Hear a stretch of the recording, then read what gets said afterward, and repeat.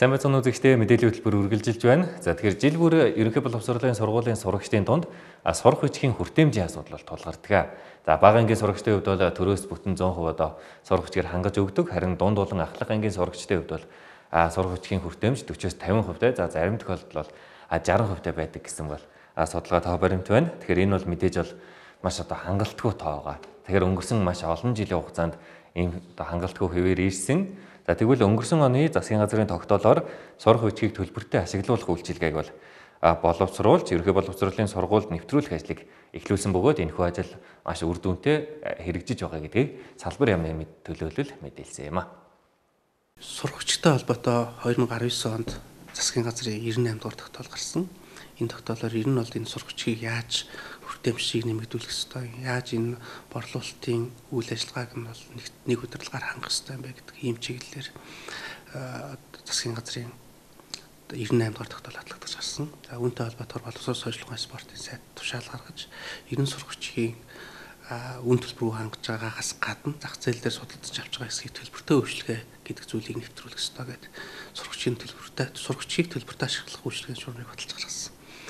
За ингээд Азийн хөгжлийн банкны дэмжлэгийг авч зах зээл дээр судалдаж авдаг байсан дунд ахлагын 60 гаруй хувийн сурах бичгийг одоо хэвлэж, за ингээд бүх сурах бичиг одоо сургуулийн намын сангаар дамжиж хүүхдийн гар дээр хүрдэг болсон. Бага ангийн 100% үн төлбөргүй олгодог хэвээрээ дунд ахлагын зорилттой хэсгийн 40% үн төлбөргүй олгодог хэвээрээ. Зах зээл дээр судалдаж аваад зохиомол хомсдолд ороод ингээд хөрөнгө мөнгөнөөсөө амжиргаанаас шалтгаалаад сурагчийг хөдөлж авч чаддаг байсан энэ төлөвт бол бүх хүүхдэд намын сангаар 100% дамжиж өгдөг болсон. Харин хүүхд одоо тэр төлбөртэй үйлчлэгэнд тамагч байгаа хүүхд сурагчгээ жилийн туршид ашиглаад эргээд одоо нийт одоо ашигласан сурагчийнхаа 4-1-тэй тэмцэх хэмжээний төлбөрийг намын сандаа тушаана. Энэ төлбөр нь хуримтлагдаад 4 жилийн дараа эргээд нөгөө сурагчгээ одоо хэвлэх энэ зардал болж ашиглах ийм журам баталсан.